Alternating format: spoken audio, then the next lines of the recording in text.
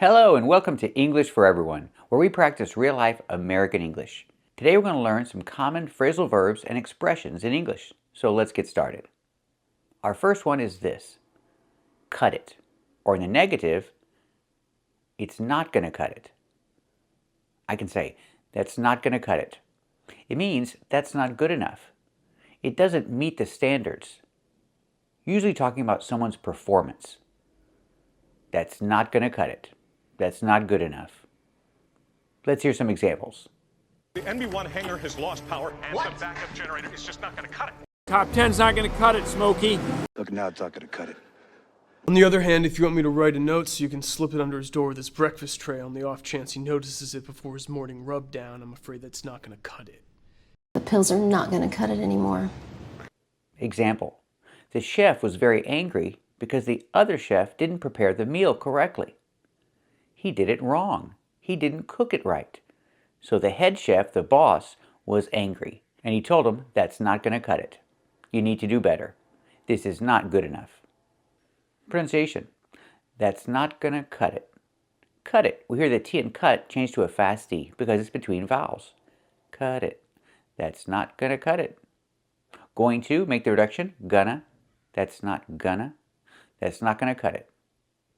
Let's practice. What did the chef say?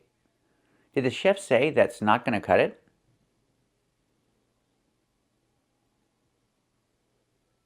That's right, the chef said that's not going to cut it. Our next expression is cut to the chase. Cut to the chase means get to the point. Whatever point you're trying to make, get to it. Say what you want to say. Let's hear some examples. Look, we could just cut to the chase here. Well, let's cut to the chase here. All right, let me cut to the chase here. I'm going to cut to the chase here, if that's okay. Okay, then I will cut to the chase. Yeah, let's cut to the chase, okay? Anyway, I will cut to the chase. Yeah, what do you say we cut to the chase? Example: he's rambling on and on. He's just talking and talking and talking. And he's not getting to the point. He's not talking about the main point, the important part. He's talking about nothing. He's just rambling on. So remember, ramble on means to talk about nothing. And keep watching until the end to practice with that one. So again, he's rambling on and on. He needs to get to the point. He needs to cut to the chase. So the expression, he needs to cut to the chase. Link the words, cut to. To is pronounced t because it's not an important word. Cut to, cut to. Cut to the chase. He needs to cut to the chase. He needs to get to the point. Let's practice. He's rambling on and on. He's just talking and talking about nothing. Does he need to cut to the chase?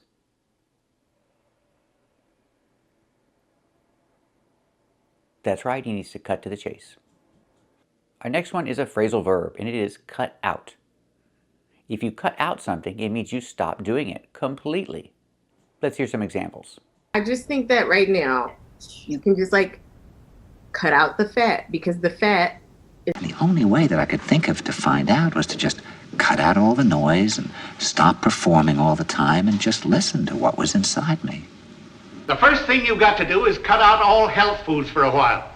I've asked the chief engineer to come up here to find out if it's possible to turn off every piece of machinery, cut out every sound. Wendy, I thought you were going to definitely take steps to cut out everything that wasn't working in your life.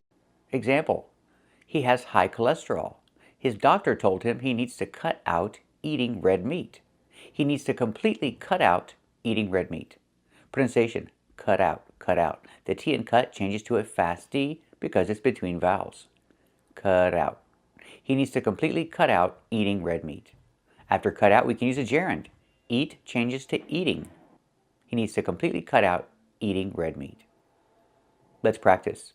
What did his doctor say? Did his doctor say that he needs to completely cut out eating red meat?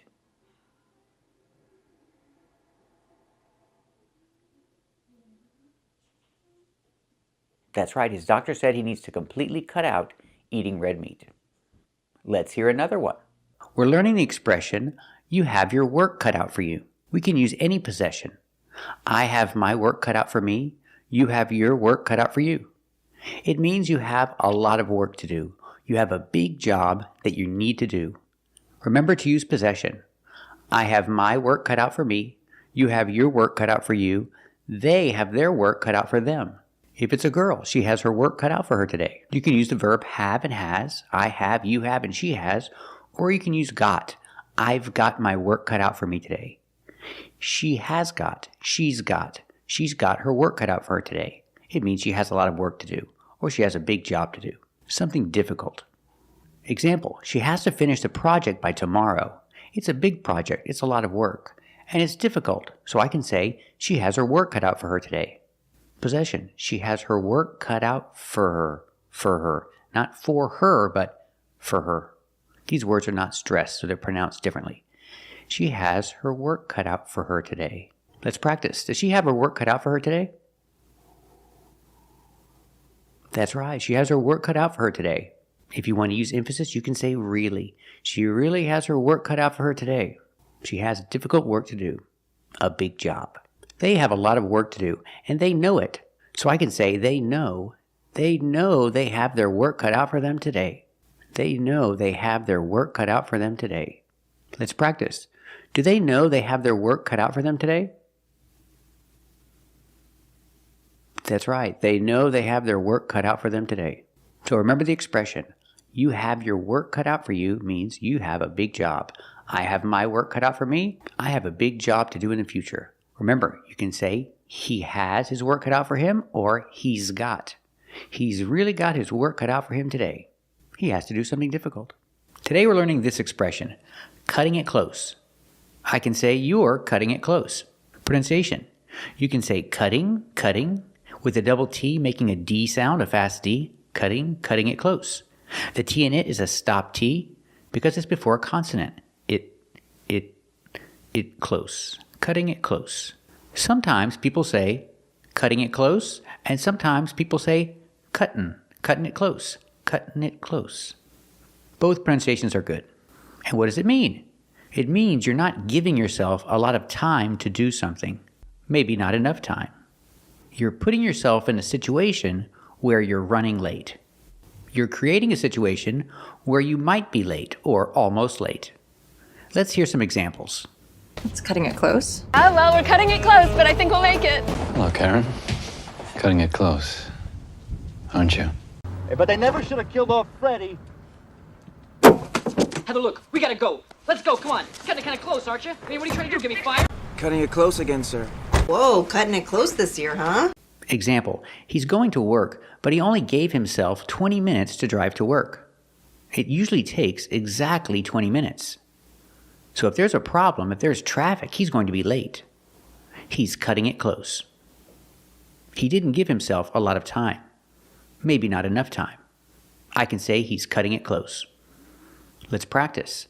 He only gave himself 20 minutes to get to work, and usually it takes exactly 20 minutes to get there. So, is he cutting it close? That's right, he's cutting it close. He should give himself more time, just in case. Today we're learning these two phrasal verbs, cut back on and cut down on. They both mean to reduce the amount of something. For example, if I talk about a person, he smokes too much. He needs to cut down on smoking. Use a gerund. Or I can say he needs to cut down on cigarettes. I can use a noun too. And I can use either phrasal verb. He needs to cut back on smoking or he needs to cut down on smoking. They both mean the same thing, to reduce the amount. Let's hear some examples of both phrasal verbs, cut down on and cut back on, talking about a person reducing the amount of something they're doing. Cut back on any alcoholic drinks, tobacco, caffeine. You gotta cut down on your raw meat. I gotta cut down on the coffee. You cut down on greasy foods and chocolate. Stood up and told them I thought they ought to cut back on their advertising. What happened to the new whirlpool we were supposed to get? Revenue problems have forced us to cut back on equipment. So, we had to cut back on quests. Doctor's orders. Let's practice. Does he need to cut down on smoking? That's right, he needs to cut down on smoking. Or cut back. Does he need to cut back on smoking?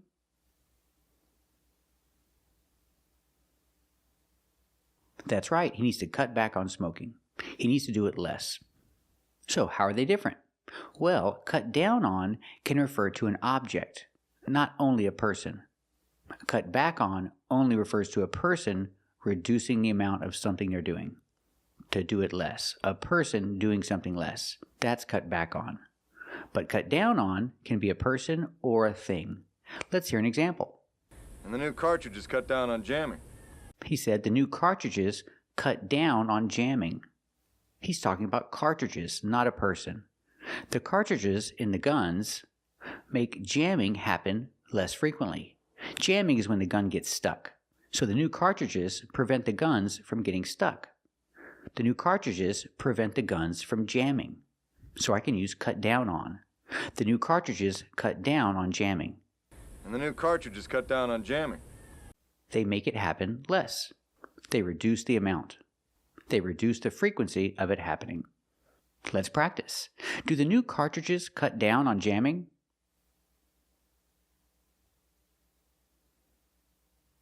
That's right, the new cartridges cut down on jamming. So cut down on can talk about people or things. And cut back on is only for people, not for things. Today we're going to learn the old meaning and the new meaning of a common phrasal verb. And we're going to learn some great vocabulary. So let's get started. The phrasal verb is ramble on. Let's talk about the old meaning. We see this song from the 70s by Led Zeppelin. It's a rock song and it's called Ramble On.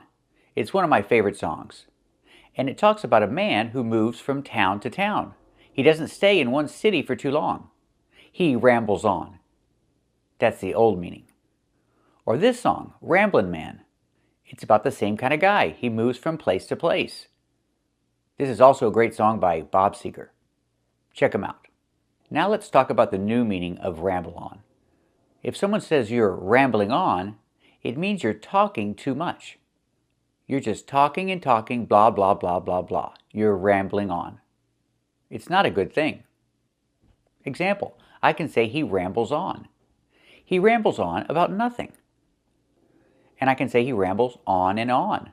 On and on and on and on. He rambles on and on about nothing. He just talks, blah, blah, blah, blah. Let's hear some examples. She's just rambling on like always. Here I am, rambling on, and you. I would often find myself on a soapbox, rambling on and on about the injustices of the world. I'm rambling on and on. And then he just kept rambling on and on about how he was going to kill Sophie. Let's practice. Does he have a clear message or does he just ramble on and on about nothing?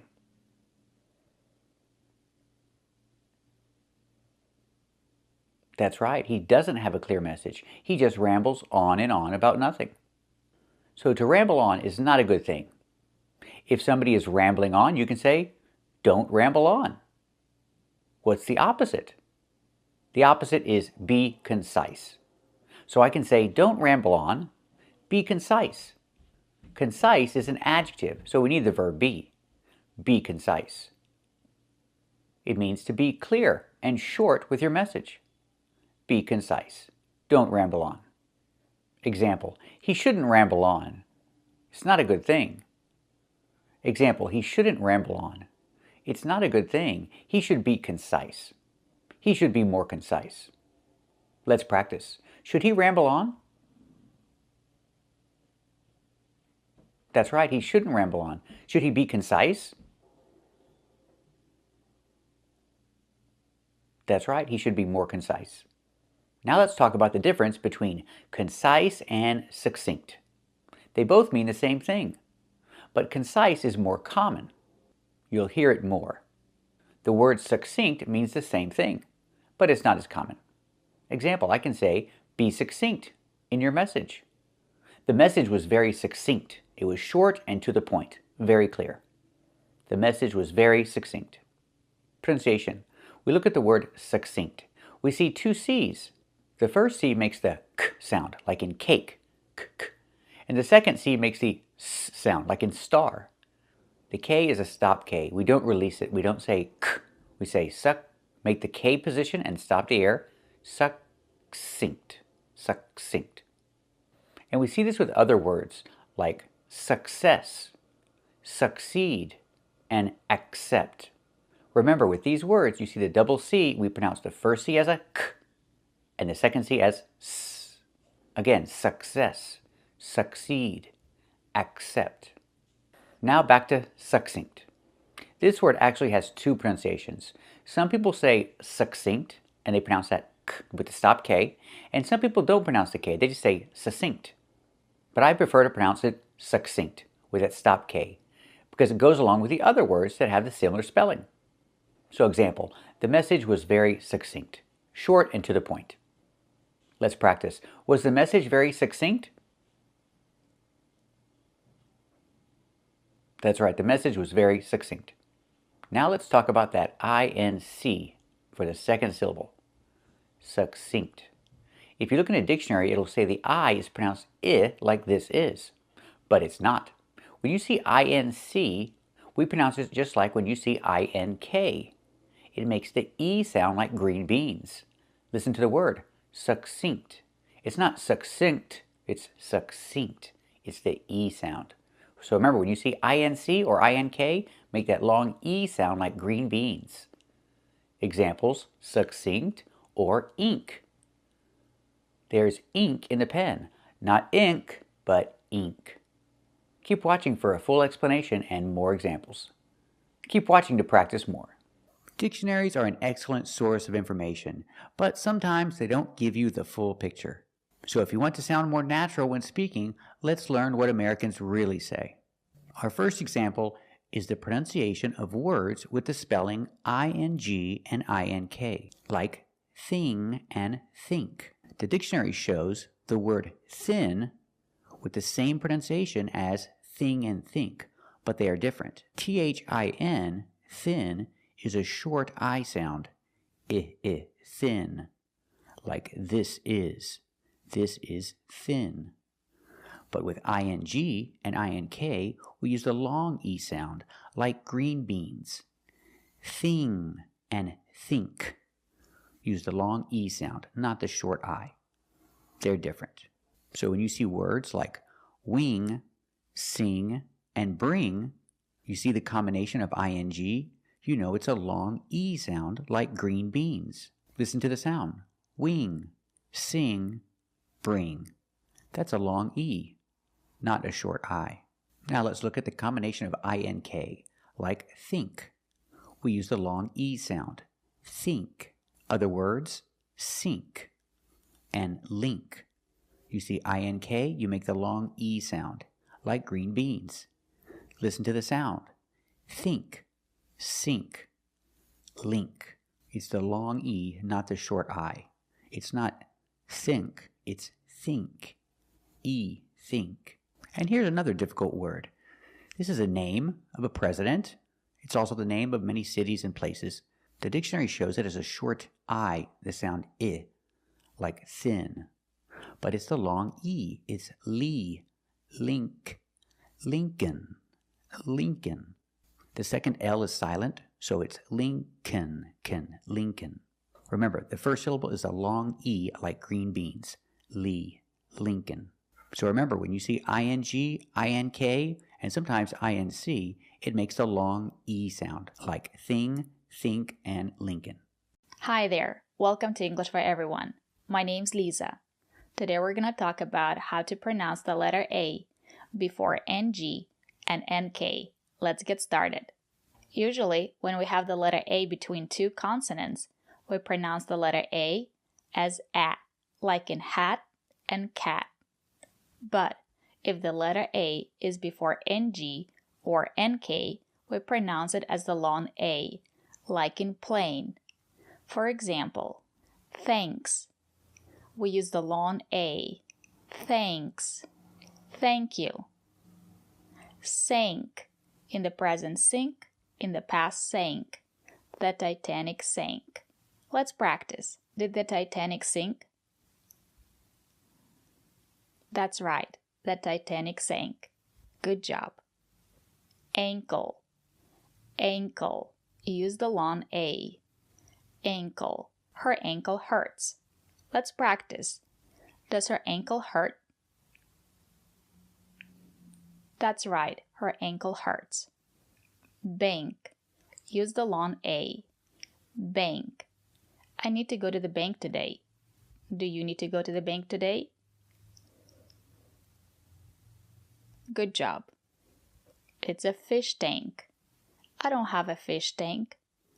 Do you have a fish tank? Are there a lot of fish in the tank? That's right, there are a lot of fish in the tank. Good job. Hang. Use the long A. Hang. She is hanging the clothes on the line. Let's practice. What is she doing? That's right, she is hanging the clothes on the line. Good job. Language. I speak 3 languages. How many languages do you speak? Good job. Ring, in the past, rang. The bell rang at 10. Let's practice. When did the bell ring? That's right, the bell rang at 10. Good job. Bangs. Use the long A. Bangs. She has bangs. I don't have bangs. Do you have bangs? Good job. So remember, the letter A before NK or NG is pronounced as the long A. Hello, welcome to English for Everyone. Today we're looking at the difference between these 2 words. Let's take a look at how they're used differently. Our first word is strict. Strict is when you have a lot of rules. You can describe a person. Both parents are very strict. They have a lot of rules and the child has to follow all the rules. So both parents are very strict. Pronunciation. The TR makes a ch chicken sound. Str, strict. Make the short I sound like this is. I, strict. Both parents are very strict. Our next word is lenient. Lenient is the opposite of strict. Pronunciation, lenient. The first vowel is a long E, like green beans. Lenient. We have the Y sound like yellow and yesterday. Yent. We have the short S sound like eggs and bed. Yent. Lenient. Together, lenient. Put the stress on the first syllable. Lenient. So to describe a parent who doesn't have a lot of rules, the child is free to do whatever they want. The mother is very lenient. She lets the child do whatever they want. So she is very lenient. Let's practice. Are both parents very strict? That's right, both parents are very strict. The boy is running with scissors. Is his mom very lenient? That's right, his mom is very lenient. She doesn't have a lot of rules. Let's practice. My father was very strict, but my mother was more lenient. What about you? Were your parents strict or lenient? Very good. Hello, welcome to English for Everyone. Today we're going to practice with the correct pronunciation of this word. Let's get started. The pronunciation of this word is very confusing because if you look at the dictionary, you'll find 2 pronunciations. You'll see environment and environment, and we don't say either one. The N is silent. So for this word, we cannot trust the dictionaries. We say environment. Environment. The stress is on the 2nd and 4th syllable. Environment. They lived on every landmass and in every imaginable environment. The first syllable is not stressed, so you hear n. The second syllable is stressed. Envire. We make the sound envire. It sounds like fire and tire. Envire. And the last one is ment. So the N is silent. You don't pronounce the N. Environment. Are open to the outside environment. Animal behavior can change in environments where humans are present. And how do we use this word? It's countable in some cases. Example, an environment. It's one, we say an environment.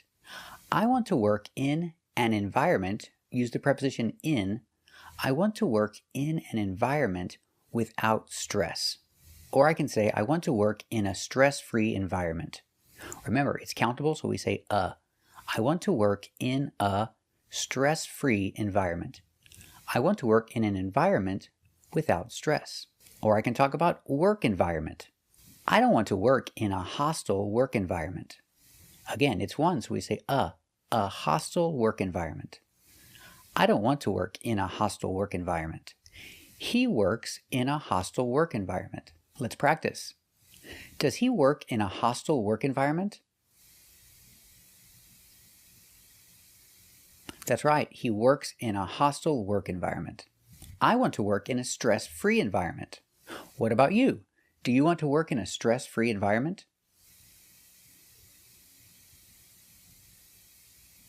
That's right, I want to work in a stress-free environment. Everybody wants to work in a stress-free environment. Or if I talk about the planet, then I say the environment. We use specific, the environment. Example, we need to protect the environment for the next generation. What do you think? Do we need to protect the environment for the next generation?